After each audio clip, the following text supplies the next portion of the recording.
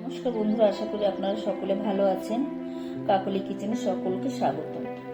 খেজুর পিঠে বানানোর জন্য প্রথমে 3 কাপ দুধ, নারকেল ও খেজুর গুড় ভালো করে জাল করে নিয়ে 2 কাপ চালের গুঁড়ো ও হাফ কাপ ময়দা দুধের ভিতর দিয়ে একটা ডো তৈরি করে নিতে হবে।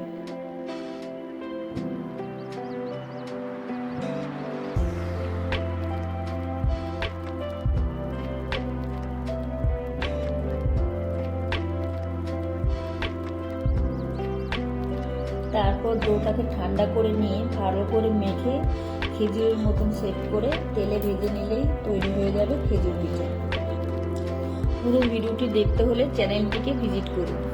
ভিডিওটি যদি ভালো লাগে তাহলে একটা লাইক, শেয়ার, কমেন্ট ও সাবস্ক্রাইব করুন।